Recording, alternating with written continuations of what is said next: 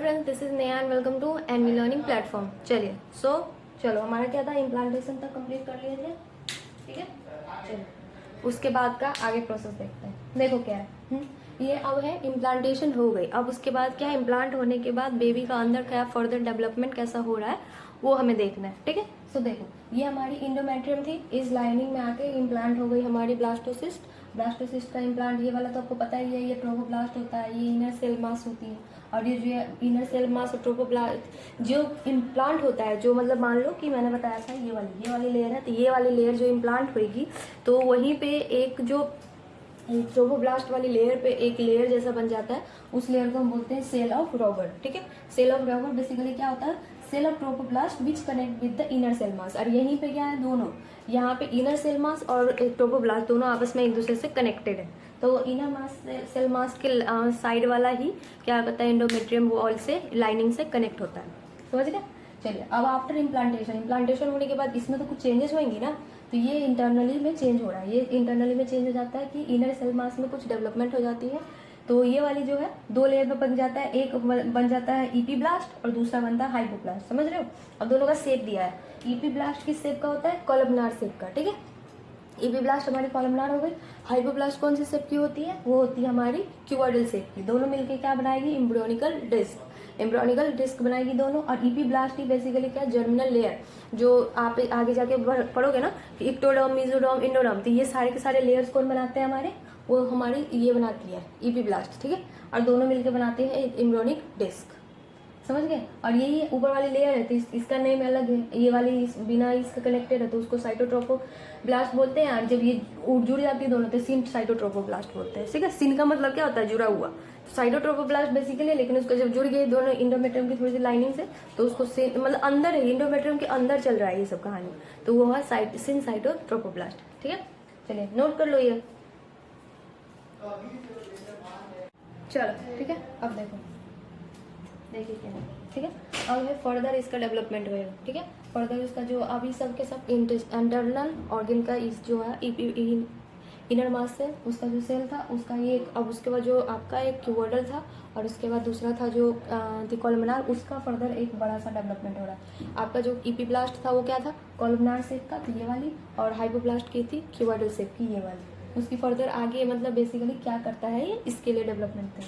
देखो तो ये बाहर वाली तो ट्रोफोब्लास्ट थी, ये वाली जो अंदर वाली ये वाली है जो ईपी ब्लास्ट वाली, जो बाहर वाली लेयर, ये वाली जो लेयर है, जो ये क्या करता है बेसिकली एमनियोटिक फ्लूइड बनाता है। ठीक है, और जो ये वाली लेयर है ये बनाता है यॉर्क साइड। ठीक है, ये सब है ये वाली। और इसके बाद ये है ईपी ब्लास्ट और ये है आपका हाइपोब्लास्ट। ईपी ब्लास्ट क्या करता है, अभी बताया 3 लेयर जो होते हैं, एक्टो, मीजो, एंडो, वो लेयर फॉर्मेशन कौन करती है, हमारी ईपी ब्लास्ट। तो ईपी ब्लास्ट बेसिकली क्या कराई हमारी, गैस्ट्रुलेशन का मतलब होता है बेबी का पूरा हाथ पैर सबका बड़ा होना, वो पूरा का पूरा वो गैस्ट्रुलेशन पीरियड का मतलब होता है ये जो 9 महीने का होता है, 9 महीने की होती है। तो 9 मंथ्स में सब धीरे धीरे सब डेवलपमेंट होएगा बच्चे का, तो वो सब क्या ईपी ब्लास्ट कराएगा। हाइपोब्लास्ट हो गई, और उसके बाद एक्स्ट्रा एम्ब्रियोनिक, ये वाली जो लेयर है वो एक्स्ट्रा एम्ब्रियोनिक एंडोडर्म है। ठीक है, एम्ब्रियो के बाहर वाला जो है। ठीक है, समझ गए। चलो अब ये हो गई कंप्लीट हमारी। अब हमें पढ़ना है गैस्ट्रुलेशन। ठीक है, उससे पहले एनसीईआरटी पढ़ लेते हैं। ठीक है, चलो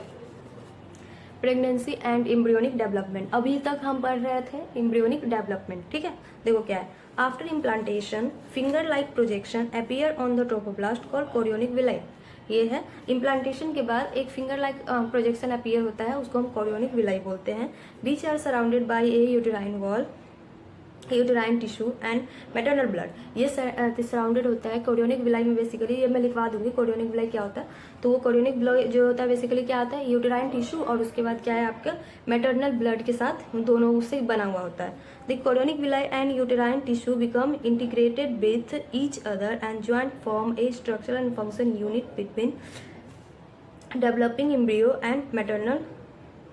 ये सारा का सारा हमें ये गैस्ट्रुलेशन का दिखा रहा है। ठीक है, तो आप एनसीईआरटी रहने दो, क्योंकि ये हमें गैस्ट्रुलेशन का दिखा रहा है। तो पहले मैं गैस्ट्रुलेशन पढ़ा दूँ आपको, क्योंकि आपको प्लेसेंटा तो पता नहीं है, तो प्लेसेंटा भी पढ़नी पड़ेगी हमें, और उसके बाद कोरियोनिक विलाई ये सब भी पढ़नी पड़ेगी। तो ये सब मैं पहले बता दूँ, उसके बाद हम एनसीईआरटी एक बार रिवाइज कर लेंगे, देख लेंगे तो हो जाएगा। ठीक है, ये वाला देखो यहाँ से लिख दिए, नीचे वाला पैरा पढ़ सकते हैं हम। देखो immediately after implantation the inner cell mass embryo जिसको जो बनाएगा डिफ्रेंशिएट करता है एंड फॉर्म करता है आउटर लेयर इक्टोडर्म जो इपीब्लास्ट फॉर्म करती है, इनर लेयर इंडोडर्म, बीच में एक लेयर बनाती है जिसको मेसोडर्म बोलते हैं। Soon appear between the ectoderm and endoderm, these 3 layer give rise to all tissues organ in adult. यही सारे के सारे ये तीनों लेयर मिलके क्या बनाते हैं, एक पूरा का पूरा ऑर्गन के धीरे धीरे जो बनाते हैं, मतलब जो बेबीज में जितने ऑर्गन्स होते हैं सारे का फॉर्मेशन करता है। It need to be mentioned here that this inner mass cell, देखो लिखा हुआ है that the inner cell mass contains certain cell, इस inner cell mass एक certain cell contain करता है जिसको हम stem cell बोलते हैं, which have a potency to give rise to all the tissue and organ। जो मैंने स्टार्टिंग में बताया था ना कि जो ऐश्वर्या राय की बेटी का जो डिलीवरी हुई थी होने के बाद उसका इनर थी क्या स्टेम सेल को स्टोर करके रखा गया है। तो वो स्टेम सेल को स्टोर करके रखने का मतलब क्या है, वो फ्यूचर में इन केस अगर उसको कोई प्रॉब्लम होती है तो उस प्रॉब्लम में से क्या उसका टिश्यू उसी टिश्यू को सेम, और अगर कोई हाथ पैर में कोई प्रॉब्लम होगी तो सेम एज इट इज उसको बना देगा, और या फिर उसको क्या उसके ऑर्गन में कोई प्रॉब्लम होगी तो उस ऑर्गन में भी उसको ठीक कर देगा। इसीलिए स्टेम सेल भी स्टोर होता है। ठीक है, समझ गया।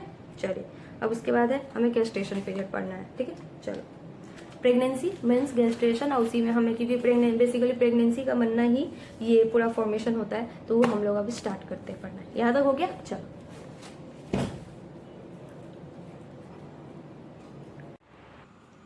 चलो ठीक है। तो देखिए गैस्ट्रुलेशन, ठीक है, गैस्ट्रुलेशन क्या होता है, यह ऑकर होता है 15 डेज आफ्टर फर्टिलाइजेशन। फर्टिलाइजेशन हो गई, उसके बाद इम्प्लांटेशन हो गई। इम्प्लांटेशन कौन से दिन होते हैं, 7 से 9वें दिन तक, और उसके बाद होती है 15वें दिन से फर्टिलाइजेशन के 15वें दिन के बाद क्या होता है, गैस्ट्रुलेशन स्टार्ट हो जाता है। गैस्ट्रुलेशन क्या है, in this process the bilaminar embryonic disc consisting of epiblast and hypoblast transform into trilaminar embryonic disc. जो बाइलैमिनर था ना, ऊपर वाला इपीब्लास्ट नीचे वाला हाइपोब्लास्ट, वो उसमें एक और लेयर जुड़ जाता है, वो ट्राइलैमिनर बन जाती है। ठीक है, consisting of 3 primary germs layer, और उसमें 3 इपीब्लास्ट हमारी बनाती है क्या, एक्टोडर्म, हाइपोब्लास्ट बनाती है एंडोडर्म, और बीच वाली एक और लेयर जुड़ जाती है वो हमारी बनाती है मेसोडर्म। 3 लेयर बनाती है। ठीक है, ecto meso endo. It is the first major event of the 3rd week of development. Development होने के 30 मतलब डेवलपमेंट होना स्टार्ट हो गया तो उसका जो सबसे ज़्यादा ये क्या है, सबसे बड़ा मेजर वाला इवेंट है जो कौन सा है हमारा, गैस्ट्रुलेशन। समझ गए, चलिए नोट कर लो।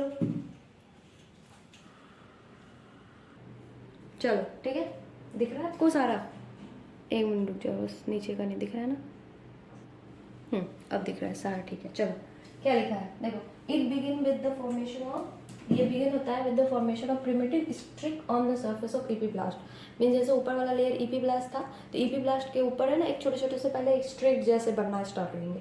ठीक है, और उसके during gastrulation 3 germ layer are form by morphogenic movement of the blastomere. Blastomere का जो होता है मॉर्फोजेनिक मूवमेंट, मतलब ये उस क्योंकि बॉडी की मूवमेंट की वजह से ही तो उसका लेयर टूटेगा, लेयर एक लेयर से दूसरे लेयर ब्रेक होगी, ब्रेक होने के तीसरी लेयर बनेगी। जैसे देखो एक है डिलैमिनेशन। डिलैमिनेशन का मतलब क्या होता है, formation of secondary layer by division of primary layer. क्या हुआ, प्राइमरी लेयर से ही कोई भी चीज़ बनेगी तो पहले वाली जो लेयर है उसी में से निकल के बनेगी आगे। जैसे कि हम प्लांट सेल में पढ़ते हैं तो जो उसका मतलब प्राइमरी सेल वॉल होती है उसी से ब्रेक डाउन होकर सेकेंडरी सेल वॉल बनती है। अलग से कहाँ से बन जाएगी, टूटने के लिए उसी से डेवलप होकर बनेगी ना, अलग से तो नहीं बन सकती। वैसा ही है कि फॉर्मेशन होता है सेकेंडरी लेयर का, तो कैसे बनता है, वो प्राइमरी लेयर डिवाइड करती है फिर उसका सेकेंडरी फॉर्मेशन हो जाता है। और दूसरा है इन्वेजिनेशन। इन्वेजिनेशन का मतलब उभरा हुआ कुछ होता है कुछ। After formation of primitive streak the cell of the epiblast move inward. Invaginate हुआ आउट दो, मतलब इन्वेज जैसे ग्रूव जैसा बनना स्टार्ट हो जाएगा। ठीक है, ग्रूव जैसा बनना स्टार्ट हो जाएगा inward and detach from the epiblast, और वो इपीब्लास्ट से मतलब डिटैच होकर अलग हो जाएगा, तो एक अलग सी अंदर सी लेयर बन जाएगी, तो उसको हम बोलते हैं इन्वेजिनेशन। अभी मैं डायग्राम बनाऊंगी तो उसमें सारा का सारा आपको अच्छे से क्लियर हो जाएगा कि कैसे कैसे होता है। ठीक है, बस अभी लैंग्वेज में लिख लो, ये इंपॉर्टेंट है। ठीक है, चलिए देखो क्या है, पूरा का पूरा आपको स्ट्रक्चर बता दिया मैंने। फाइनल गैस्ट्रुलेशन के बाद ऐसा बनता है। ठीक है, इसमें क्या हो गई कि आपका ये बाहर वाली लेयर है, बाहर वाली तो वो कॉरियन वाली बन गई लेयर, जिसका आउटर है जो ट्रोफोप्लास्ट का बना होता है, इनर वाली लेयर है जो एक्स्ट्रा एम्ब्रियोनिक मेसोडर्मल का बना होता है, फिर उसके बाद ये मेसोडर्मल वाली एमनियन है ये सेकेंड वाली लेयर, उसके बाद ये आउटर इसका same extra embryonic mesoderm layer का है, और इनर है जो एमनियन। ठीक है, और उसके बाद है ये वाली यॉर्क सैक है और ये वाली आपकी लेयर है जो एलेंटोइस है, ठीक है। यॉर्क सैक का आउटर वाला ये एक्स्ट्रा एम्ब्रियोनिक मेसोडर्मल है और इनर वाला क्या है, एंडोडर्म का।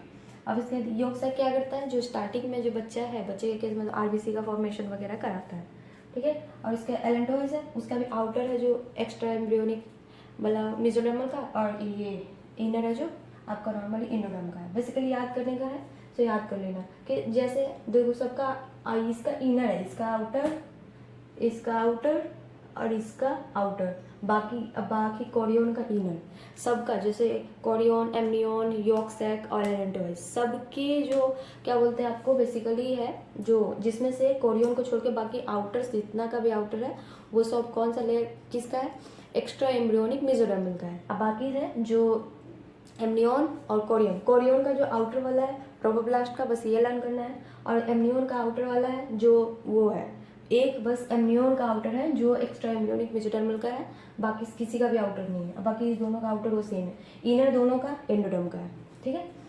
पहले पूछता था ये, अभी तो एनसीईआरटी अब तो नीट में इतना ज़्यादा कर नहीं दिया है, लेकिन आपको याद पता होना चाहिए। अब देखो ये वाली बीच में एमनियोटिक फ्लूइड है, ये हमारी एम्ब्रियो, देख रहे हो एक, बस इसके लिए इतना सारा लेयर बना हुआ है क्योंकि इसको आगे न्यूट्रिशन वगैरह देना, पूरा प्रोटेक्शन प्रोवाइड कराना, तो यही सब कराते हैं, समझ गए। ये एम्ब्रियो है, ये आगे जाके हमारा पूरा बेबी बनाएगा, बेबी पूरा बच्चा बनेगा, समझ गए। अब देखो अब ये कोरियोनिक विलाई भी याद रख सकते हो, बाहर वाला लेयर कोरियन है तो कोरियन का बाहर वाला ये जो विलाई जैसा ग्रुप बना हुआ है तो कोरियोनिक विलाई, समझ गया। चलिए नोट कर लीजिए, इस फिगर को बना लीजिए अच्छे से,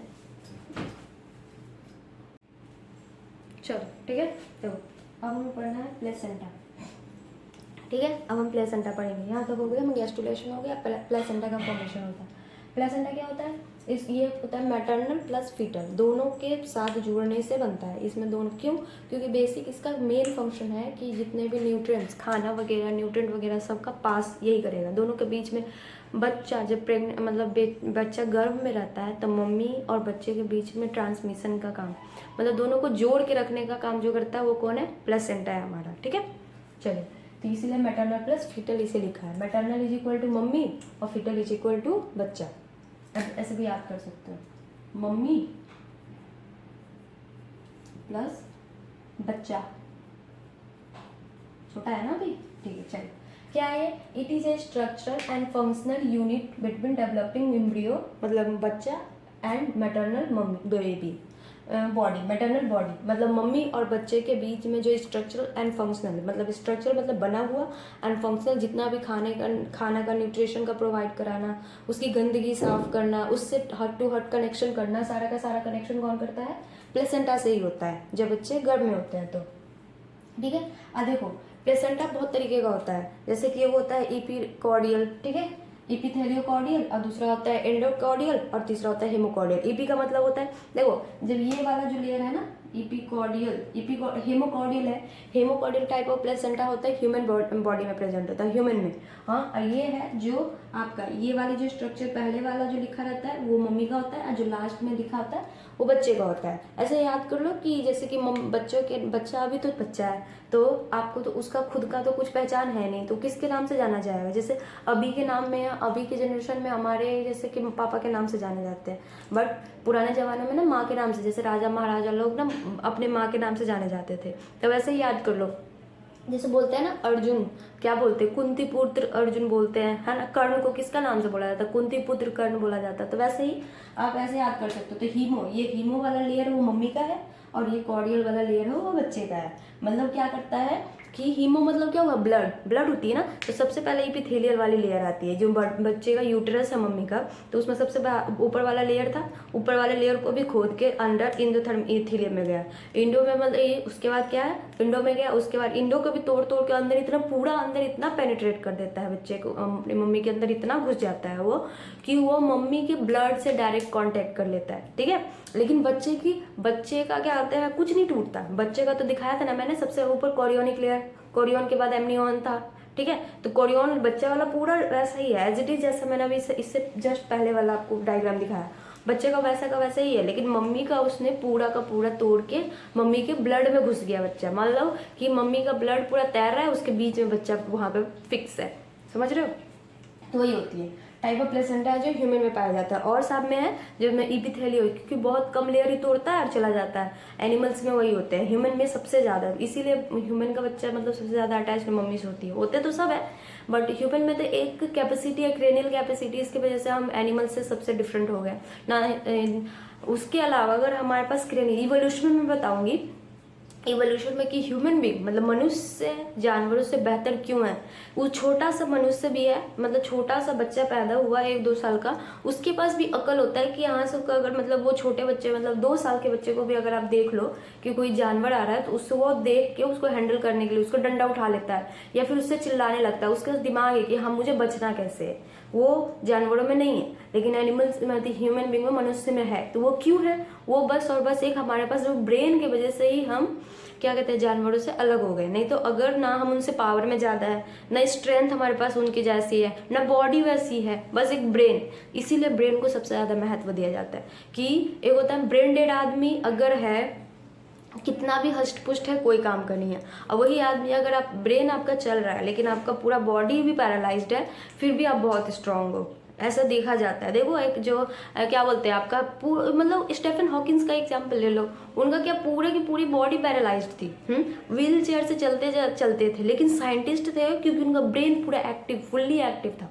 उनके ब्रेन में मतलब दिमाग उनका इतना शार्प था, उनके दिमाग में कोई प्रॉब्लम नहीं हुई, लेकिन उनका पूरा बॉडी थी, फिर भी वह चल रही है क्योंकि वो साइंटिस्ट थे, उनके पास इतनी दिमाग थी कि उनको इतना ज़्यादा। इसीलिए बोला जाता है कि आप एजुकेशन से आप सब कुछ को हासिल कर सकते हो। पढ़ाई एक ऐसी चीज़ है ना जिससे आप हर चीज़ मतलब हासिल कर सकते हो। सोचो कि अगर उनके पास दिमाग था बस, लेकिन उनकी बॉडी काम नहीं कर रही थी तो कौन रखता उसको, हाँ।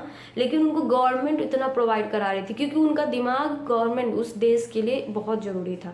वो साइंटिस्ट थे, उनको गवर्नमेंट पूरी तरह से सुख सुविधा उसको दे रहे थे। क्यों? क्योंकि उनके दिमाग से वो बहुत कुछ सिखा रहे थे, वो बहुत कुछ आविष्कार कर रहे थे, इसी की वजह से ना, तो और कुछ नहीं। तो ब्रेन एकदम फुली एक्टिव था। तो वही हमारी ब्रेन ही सबसे बड़ी चीज़ है। तो वही है, हमारी ब्रेन में ही जब हमारा नेचर डिस्ट्रीब्यूट हुआ, इवोल्यूशन हुई, आदमी बना, ह्यूमन बींग बने, तो हमारे ब्रेन में ही चेंज हुआ, जिसके वजह से यूनिक कहा जाता है मनुष्य को। बाकी सब तो कुछ भी नहीं है। क्योंकि अगर हमारे सामने शेर आ जाए, मान लो कि हमारा दिमाग काम नहीं कर रहा है, एक सेकंड के लिए मान लेते हैं कि कोई पागल बंदा है, कोई, या फिर पागल छोड़ो, किसी ड्रग मतलब शराब पी के जो खड़ा है, उसको दिमाग, क्योंकि अल्कोहल तो दिमाग को कंज्यूम कर लेता है, उसका काम बंद कर देता है। तो अल्कोहल शराब पी के खड़ा है, उसके सामने से शेर जाएगा, कुछ नहीं कर पाएगा वो। अब वो सोया हुआ है, पड़ा हुआ है, एक्स्ट्रा ले लिया, पड़ा हुआ है, उसको कुछ नहीं हो पाएगा, मतलब कुछ करने की कैपेबिलिटी ही नहीं रहेगी। उसका पूरा का पूरा बैलेंस डाइट, मतलब वो उसका ब्रेन ही काम नहीं करेगा, ना सेरेब्रम काम करेगा ना सेरेबेलम। और सेरेबेलम काम नहीं करेगा तो बैलेंस नहीं कर पाएगा अपनी बॉडी को, और सेरेबेलम नहीं काम करेगा तो चल नहीं पाएगा। मतलब वो बैलेंसिंग ऑफ द बॉडी कौन करती है? सेरेबेलम ही करती है। वो भाग नहीं पाएगा, आएगा शेर खा के चला जाएगा, क्या ही हुआ, हाँ। तो वही उसका ब्रेन काम नहीं किया, तभी तो ब्रेन नहीं काम किया तो कुछ भी कर नहीं पाया। और शेर तो पावरफुल था, आया, खाया, निकल लिया, मार दिया। तो वही बोल रही हूँ, ब्रेन सबसे ज़्यादा जरूरी है, दिमाग इसीलिए सबसे ज़्यादा बोला जाता है जरूरी है। और यही दिमाग की वजह से ही इंसान है जानवरों से अलग, बाकी मतलब अलग है और ज़्यादा स्ट्रांग है, नहीं तो और किसी चीज़ में स्ट्रांग नहीं है। कोई शेर आता है तो हम उसको क्या करते हैं, हम आग जलाते हैं क्योंकि हमें पता है वो आग के मारे से डर के भाग जाएगा। हम बहुत कुछ जुगाड़ लगाते हैं तो उससे वो भाग जाता है, वरना हमारे पास तो कुछ है ही नहीं पावर, समझ रहे हो। तो वही, अब हम कहाँ थे, ये वाला देख लो कि ये पूरा का पूरा मम्मी का पूरा अंदर घुस के चला जाता है। लेयर, अपना लेयर कोरियन वाली संभाल रखी हुई है, और बच्चे मम्मी को कुदेर के मम्मी का पूरा अंदर घुस गया, उसके ब्लड में घुस गया। देखो ऐसा ही है कुछ, ये मैटरनल पार्ट है, ये है फीडर पार्ट। मैंने जानबूझ के मैटरनल पार्ट को रेड से किया है, मतलब मान लो इसका पूरा रेडिश वाला पार्ट इसका हीमो वाला पार्ट है, हीमो मतलब ब्लड वाला पार्ट है, और ये फीडल पार्ट है जिसका ये कोरियोनिक पार्ट है। देखो ये लिखा हुआ है, कोरियोनिक पार्ट है। अब इसके बाद क्या है, ये आपका अंदर बच्चे के अंदर भी तो ब्लड सेल्स होंगी, तो ये बच्चे के अंदर का ब्लड वेसल्स है, ये ब्लड वेसल्स, ये कनेक्टिव टिश्यूज है, समझ गए। अब इसके बाद क्या है, ये कनेक्टिव टिश्यू ब्लड वेसल्स हो गई। अब इसके बाद दो बार कनेक्टिव टिश्यू लिखा गया, कोई बात नहीं, एक मिटा दो कहीं भी, चलिए। ये तो दोनों के बीच का बैरियर वाली कनेक्टिव टिश्यू है, और ये बच्चे के अंदर भी तो अब धीरे धीरे डेवलप हो रहा है, तो बाकी तो है इंसान का बच्चा, तो सारे सेल्स तो इंसान वाले आएंगे, तो ये कनेक्टिव टिश्यूज स्टार्ट हो गए। अब क्या हो रहा है, डिफ्यूजन हो रहा है। देखो ये इसमें इसमें से डिफ्यूजन होके जा रहा है, diffusion of CO2, O2, nutrition, excretory substance etcetera. कि अगर CO2 सांस तो बच्चा लेगा ना, तो CO2 कहाँ से आएगी? उस बेबी के, मतलब मम्मी से CO2 लेता है, और वो फिर उसके बाद जब CO2 ले लिया, सांस ले लिया, फिर उसको CO2 निकालना भी तो है। मतलब मम्मी से O2 लेता है, O2 मम्मी से लिया और CO2 निकालना भी तो है। तो मम्मी से इधर से ये वाली लाइन जो दिख रही है, ये वाली लाइन क्या है? यहाँ पे नहीं हटेगी, मैं लिख देती हूँ। देखो, ये इसको 1 कर दे रही हूँ, ध्यान रखिए, इसको 2 कर दे रही हूँ। 1 मतलब क्या कर रहा है? ये मम्मी से ले रहा है, तो मम्मी से क्या लेगा? उसके लिए जो बेनिफिशियल है वो लेगा ना। तो मम्मी से क्या क्या लेगा ये? नंबर 1 में मम्मी से O2 लेगा, पहली बात। दूसरा क्या लेगा? न्यूट्रिशन लेगा, मतलब खाने की चीज, ठीक है। फुल टू प्रोटेक्शन जितना भी है उसको न्यूट्रिशन लेगा, और मम्मी को वापस क्या देगा? ये वापस O2 देगा मम्मी को। मैंने कहा लो अब तुम छोड़ो बाहर, जो करना है करो। हाँ, फिर उसके बाद क्या देगा? एक्सक्रीटरी, पॉटी वगैरह करेगा। तो वो क्या करेगा? अभी तो बच्चा नॉर्मल कर रहा है, तो पॉटी तो करेगा नहीं। ऐसा कि पॉटी करके मम्मी को बोलेगा मम्मी अभी ही तुम निकाल के फेंको, ऐसा तो नहीं बोलेगा जैसे बच्चे बड़े होने के बाद करते हैं। तो वो जो मतलब सब्सटेंस है गैसियस फॉर्म में या किसी डाइल्यूट फॉर्म में, वो एक्सक्रीटिव सब्सटेंस को वापस उसी चैनल से बाहर निकालेगा, तो एक्सक्रीटरी प्रोडक्ट निकालेगा, ठीक है। एक्सक्रीटरी प्रोडक्ट क्या करेगा? मम्मी को वापस देगा, बोलेगा लो मम्मी मैंने खा लिया, सुसु बॉडी कर ली, अब तुम निकालो। तो वही उसी चैनल से चलता जाएगा। यही डिफ्यूजन प्रोसेस चल रहा है कि डिफ्यूजन हो रहा है। यहाँ पे CO2 मम्मी को वापस दिया, O2 मम्मी से लिया सांस लेने के लिए, फिर न्यूट्रिशन भी मम्मी से लिया, और फिर एक्सक्रीटरी सब्सटेंस मम्मी को बोला मम्मी लो, वापस मम्मी को दे दिया। ऐसे ही चलती जाएगी पूरा का पूरा, जब तक वो 9 महीने है उसी में वैसा ही प्रोसेस होता जाएगा। समझ गए? यही प्लेसेंटा इसी के लिए मेन है कि दोनों के बीच में बेसिकली बच्चों को टाइम टू टाइम, लेडीज जब प्रेग्नेंट होती हैं तो उनको ज्यादा क्यों भूख लगता है? क्योंकि एक तो बच्चा ले रहा है, वो हर मतलब उनको बोला भी जाता है कि प्रेग्नेंट लेडीज को हर 2-2 घंटे पे खाने चाहिए, और कभी भी पेट खाली नहीं रखना चाहिए, हमेशा पूरा खाना चाहिए। और उनको भूख भी लगती है, और उसके बाद क्या कहते हैं ना, उनको थोड़ा सा कोलेस्ट्रोफोबिया भी होता होगा सांस लेने में, क्योंकि एक नया बेबी को, अपने एक बच्चे को अपने पेट में रख रहा है, तो बहुत बड़ी बात हुई ना। वो तो सोच भी नहीं सकते, इतनी बड़ी बात है वो। समझ रहे हो? चलिए नोट कर लो अभी। चलो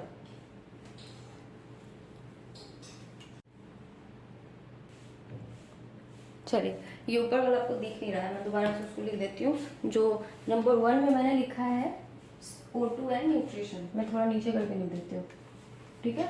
आपको दिख नहीं रहा है, इतना ऊपर नहीं जा रही है। चलो इसको 1 कर लीजिए, यहाँ से स्टार्ट करते हैं। चलो ठीक है, चलो नंबर 1 यहाँ से दिख रहा होगा, ये इसमें लिख लीजिए O2 एंड न्यूट्रिशन, ठीक है। 2 में लिख लो CO2 मम्मी को वापस देगा, लो मम्मी एक्सक्रीटरी प्रोडक्ट, पॉटी सुसु भी कर लिया। अब ऐसा नहीं कि वैसा सुसु पॉटी वैसा नहीं करेगा जैसे बड़े होने के बाद करते बच्चे। समझ रहे हो? डिफ्यूजन का मतलब ही क्या होता है? हाँ, कि प्रोसेस है एक डिफ्यूजन, थोड़ा थोड़ा पार्टिकल्स का डिफ्यूजन भी नहीं होता है, वो वैसा केस है। अब दिख रहा है? एक बार देख लूँ मैं। हाँ दिख रहा है, ये वाली दिख रही है ना आपको? चलो समझ गए? चलिए चलो अब NCERT पढ़ लेते हैं थोड़ा।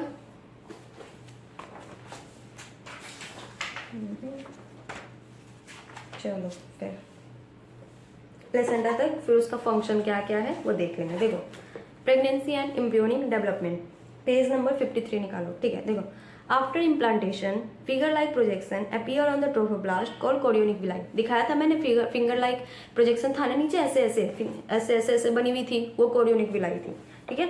विच are surrounded by a uterine tissue and maternal tissue. अब बोला जा रहा है वो एक यूटेराइन टिश्यू और मतलब या फिर maternal tissue, blood uterine tissue मतलब यूटेरियन वॉल से एंड मैटरनल ब्लड के साथ सराउंडेड होता है।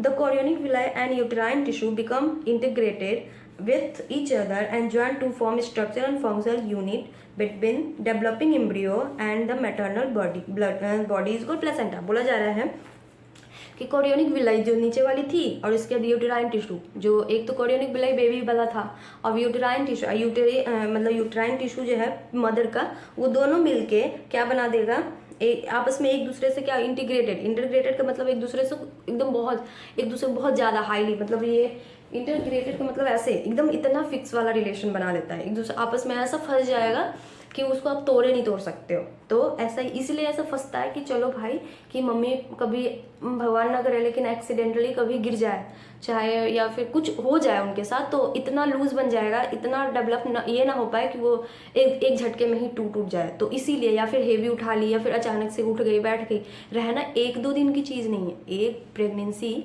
माँ जो बच्चे को पालती है तो 1-2 दिन की चीज़ नहीं है, वो 9 महीने बहुत होता है, 9 महीने समझ रहे हो, तो उतने दिन के लिए। तो इसीलिए पूरा इतना ज़्यादा उसको कस के बांध के रखता है, जोड़ के रखता है कि क्या बोलते हैं ना कि थोड़ा हल्का फुल्का किसी भी चीज़ से वो डिफेक्ट ना हो जाए, टूट ना जाए, समझ रहे हो। क्योंकि अगर वो टूट जाएगा तो क्या होता है, बच्चा तो गया ही गया, नो डाउट बच्चा गया, लेकिन उसके साथ माँ को भी खतरा हो जाएगी, ठीक है। और उसके बाद एक दूसरे से, अब वो एक जॉइंट बनाता है जो स्ट्रक्चरल एंड फंक्शनल यूनिट, अब वो एक दूसरे को इतना स्ट्रॉन्ग बना देता है और उसी से दोनों के बीच में एक तरीके से मैसेज पास, दोनों के रिलेशन आपस में ज्वाइंट करने का, न्यूट्रिशन प्रोवाइड कराने का सबका जरिया बना देता है। उसी को हम क्या बोलते हैं, प्लेसेंटा।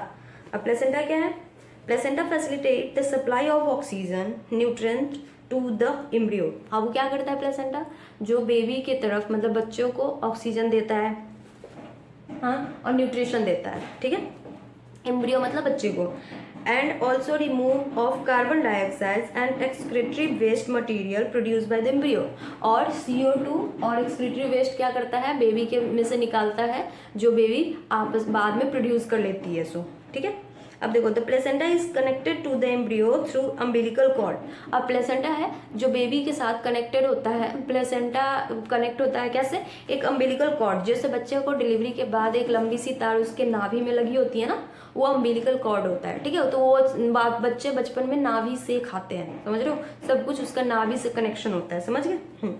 तो चलो ठीक है, चलिए देखो फिर कहाँ थे हम, हाँ, कि जैसे बेबी होता है, जैसे बेबी की डिलीवरी होती है, देखी होगी आपने, मतलब ऐसे नहीं देखी थी, यूट्यूब पे जाके देख लो कि एक मतलब बच्चा जब जन्म लेता है ना, तो एक मतलब उसके नाभि में, नाभि तो पता है ना आपको क्या होता है, तो नाभि में ना एक ये लगी रहती है, एक ऐसा ट्यूब जैसा लगा रहता है, उसी ट्यूब, वही ट्यूब क्या है, अम्बिलिकल कॉर्ड है, और वही ट्यूब अम्बिलिकल कॉर्ड है जो प्लेसेंटा से कनेक्ट होकर दोनों के बीच में न्यूट्रिशन का क्या बोलते हैं, डिफ्यूजन, एक्सचेंज कराता है, ठीक है। चलिए, the placenta is connected to the embryo through an umbilical cord which help in the transport of substance to and from the embryo। वही जो मैंने अभी बोला कि प्लेसेंटा क्या कनेक्ट होता है एम्ब्रियो से, क्या through the umbilical cord. Placenta तो लगी हुई है यूटेराइन वॉल से, यूटेराइन वॉल से लगी हुई है, और वो क्या करते हैं, बेबी से क्या कनेक्ट होता है, एम्बिलिकल कॉर्ड से। अम्बिलिकल कॉर्ड से बेसिकली क्या है कि आपस में दोनों के बीच में एक्सचेंज, जितना भी एक्सचेंज करना है करता है, ठीक है। अब है प्लेसेंटा का फंक्शन, कि मतलब उसमें बहुत सारे कि आगे फंक्शन कैसे कैसे करता है, तो मैं लिखवा देती हूँ कि हार्मोनल, कि आगे है ना कि बाकी का न्यूट्रिशन और बाकी का जो हार्मोनल एक्सचेंज कैसे कराएगी, वो सारा अब प्लेसेंटा ही आगे पूरा प्रोसेस बढ़ाएगा, ठीक है। अभी तक जितना था प्रोजेस्टेरॉन, टेस्टोस्टेरॉन वगैरह, टेस्टोस्टेरॉन तो मेल में तो खत्म ही, फीमेल का बात करें तो प्रोजेस्टेरॉन, एस्ट्रोजन, LH, FSH जितना फंक्शन था वो सब था। अब है जो आगे का फंक्शन कराएगा कि अब बेबी बड़ी हो रही है, तो उसके बीच में उसको कोई हार्मोनल एक्सचेंज ना, हार्मोनल एक्सचेंज में प्रॉब्लम ना हो, हार्मोन की कमी ना हो, तो वो सब कौन कराता है, प्लेसेंटा, समझ गए। तो अब देखेंगे फंक्शन ऑफ प्लेसेंटा। प्लेसेंटा तक आगे हम रहने देंगे आज। फिर उसके बाद बस बचा हुआ गेस्टेशन पीरियड। गेस्टेशन पीरियड का मतलब पहले मंथ में क्या होता है, सेकंड में, थर्ड में, फोर्थ में, फिफ्थ में, तो वो सब मैं बता दूंगी। और फिर उसके बाद पार्चुरेशन, बस आराम से पूरा बेबी फॉर्मेशन सिखा दूंगी मैं आपको कि कैसे बेबी बनता है एक छोटे से चीज़ से, कैसे बेबी जन्म लेता है, वो सब। अब बाकी का आगे मैं 6 महीने, 7 महीने, 8 महीने कैसे होता है वो नहीं पढ़ना हमें, ठीक है। चलिए, चलो नोट कर लिया इसको, चलो कर लो नोट, आगे बढ़ते हैं। चलो ठीक है, अब देखो क्या है, देखो क्या है ये, वायरस, ठीक है। अब है प्लेसेंटा है जो एक्ट फंक्शन क्या क्या है, पहला ये एक्ट करता है इंडोक्राइन ग्लैंड के जैसा, ठीक है, मतलब कुछ हार्मोन्स रिलीज करते हैं जो हार्मोन आगे का फर्दर डेवलपमेंट करेंगे, ठीक है। उसमें एस्ट्रोजन जो अब ये खुद रिलीज करेगा, क्योंकि आगे जा सारा का फंक्शन अब बंद हो गया ना, तो सारा का सारा फंक्शन ये करेगा। प्रोजेस्टेरॉन, HCG जो सबसे ज़्यादा है, ह्यूमन कोरियोनिक गोनाडोट्रोपिन, और उसके बाद है chorionic thyrotropin, chorionic corticotropin, HPL human placental lactogen या कोरियोनिक सोमेटोट्रोपिन, और रिलैक्सिन। ये सब हॉर्मोन्स है, नेम याद कर लो। ये सब कौन सिक्रेट करता है, हमारा प्लेसेंटा। ठीक है। सो अब देखो जो प्रेगनेंसी किट आती है, जो एक किट प्रेगा न्यूज़ वाली क्यूट किट देखे होगे ना, मतलब नहीं देखे हैं, हम लोग नहीं देखे हैं, न्यूज़ देखे होगे, टीवी पे ऐड देखे होगे, एक किट होता है ऐसा, ठीक है। स्पेस देखो ऐसी किट होती है एक, ठीक है, ठीक है। यहाँ पे एक ऐसा बना होता है डॉट वाली, और ये लाइनिंग होती है एक ऐसी, ठीक है, और यहाँ पे डॉट लगी रहती है, समझ रहे हो।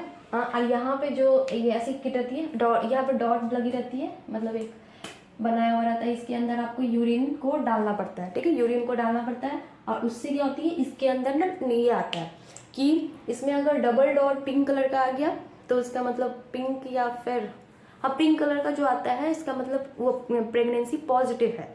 अगर पिंक नहीं आई और सिंगल डॉट लाइन है, लाइन आती है, डॉट नहीं लाइनिंग वगैरह आती है, ऐसी लाइनिंग आएगी पिंक कलर की, तो इसका मतलब वो प्रेग्नेंट है लेडीज। अगर नहीं आई तो क्या होती है, प्रेग्नेंट नहीं है, समझ रहे हो। नेगेटिव और पॉजिटिव दिखाता है। तो वो क्या है, जब प्रेग्नेंट रहती है लेडीज तो उस केस में क्या होता है, HCG हमारी जो होती है वो हाइप होती है। हाइप का मतलब बहुत ज़्यादा, उसका लेवल बहुत ज़्यादा हाई होता है प्रेग्नेंट लेडी में। तो प्रेग्नेंट लेडी में क्या होता है, HCG का लेवल हाई होता है, तो ये बेसिकली HCG डिटेक्ट करता है, समझ रहे हो। ये जो प्रेग्रा किट आती है ना उसमें HCG का ही डिटेक्शन होता है, उसमें HCG का डिटेक्शन होता है, जिसके वजह से HCG, इसके बॉडी में HCG है तो उसके बॉडी में क्या हो जाता है, ये नोटिस आपको बता देता है, ये आपका क्या बोलते हैं कि हाँ प्रेग्नेंट है, क्योंकि प्रेगनेंसी में ही HCG का फॉर्मेशन होता है। HCG हार्मोन का रिलीज प्रेगनेंसी में ही होता है, बस और बस प्रेगनेंसी में HCG का हार्मोन बनता है, क्योंकि प्लेसेंटा रिलीज कर रहा है। प्लेसेंटा कब बनेगी, प्रेग्नेंट होएगा, मतलब लेडी प्रेग्नेंट होगी औरत, तभी तो बनेगा प्लेसेंटा, अपने मन से कैसे बन जाएगा। तो समझ गए, प्रेगनेंसी में प्रेगा न्यूज में कौन सा हार्मोन होता है, HCG की वजह से उसका डिटेक्शन होता है। हाँ अब देखो क्या है, ये एक्ट करता है प्लेसेंटा एक अल्ट्रा फिल्टर के जैसे भी एक्ट करता है, थ्रू विच जिसके मतलब अल्ट्रा फिल्टर का मतलब क्या होता है, फिल्टर मतलब हल्का, अल्ट्रा फिल्टर मतलब इतना पतला, कितना भी छोटा से छोटा माइक्रो ऑर्गेनिज्म होंगे ना वो सब इसके साथ पास कर जाए, उतना फिर मतलब अल्ट्रा फिल्टर का मतलब होता है, ठीक है। तो क्या होता है, इसमें से न्यूट्रिएंट हो गई, हार्मोन्स हो गई, गैसेस हो गई, या फिर इनसॉल्युबल इनऑर्गेनिक सब्सटेंस हो गई है, ऑर्गेनिक सब्सटेंस मटेरियल हो गई, ये सब के सब पास होता है कहाँ से, फ्रॉम मदर से फीटस की तरफ। और उसके साथ साथ देखो मम्मी बचपन से ही अपने बच्चों का कितना ध्यान रखती है कि उसके साथ साथ जितने भी डिजीज है, डिप्थेरिया, स्मॉल पॉक्स, मीजल्स, इन सब के लिए एंटीबॉडीज को भी उसके अगेंस्ट क्या होती है अपने बॉडी में से पास कराती है फीटस की तरफ, कि इसको कोई बीमारी हो तो उसका अगेंस्ट मतलब एंटीबॉडी बना दो, पहले से बचाव हर चीज़ के लिए बचाव ध्यान रख रही है मम्मी, समझ रहे हो। चलिए नोट कर लीजिए, सब प्लेसेंटा का काम है।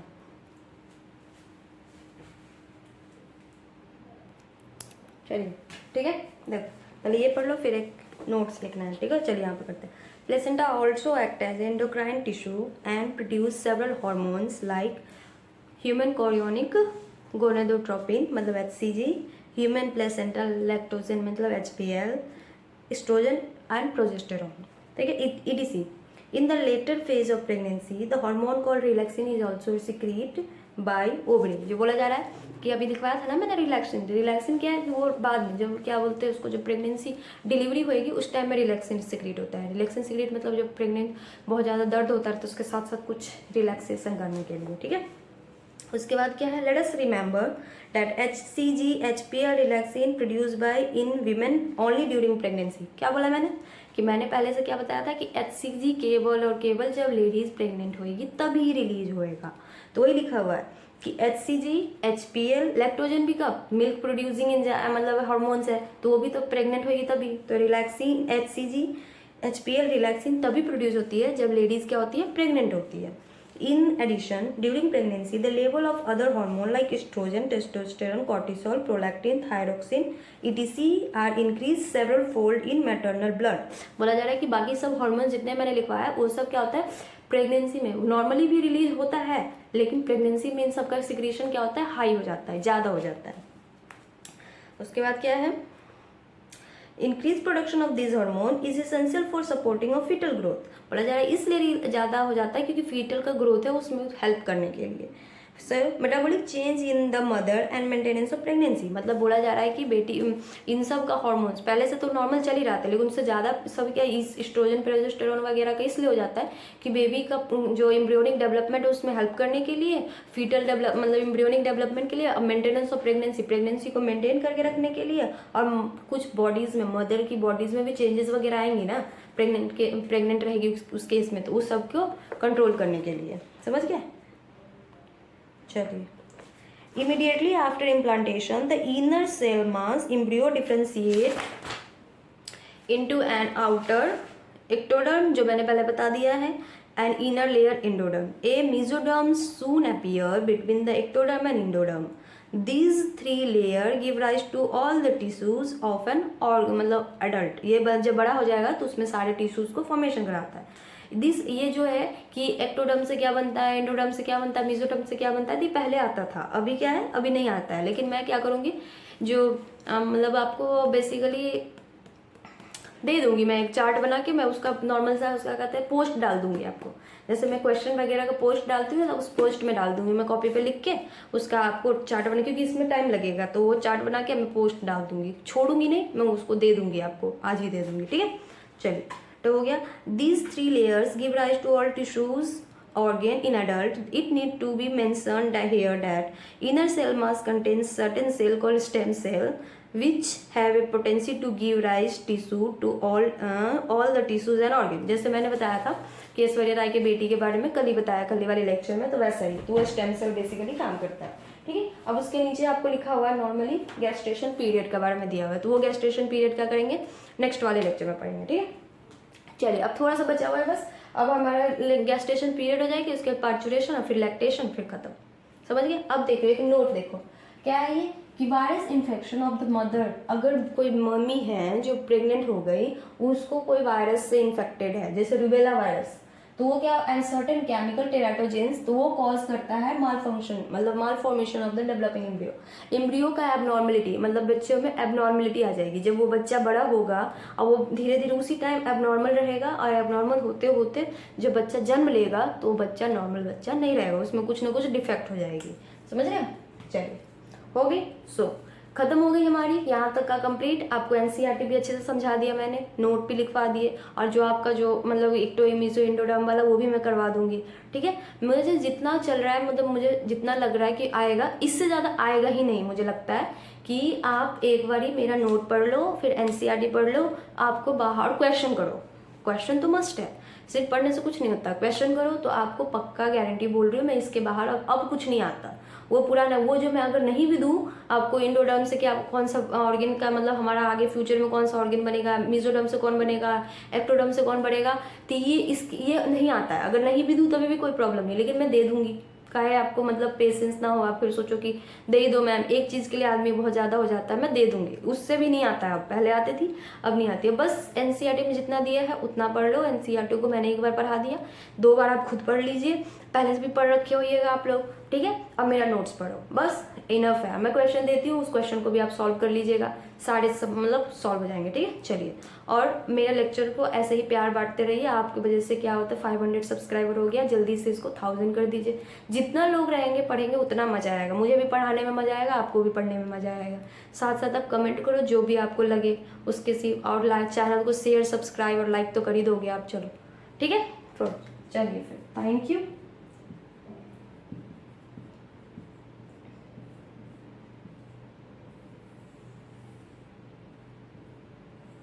चलिए, ओके,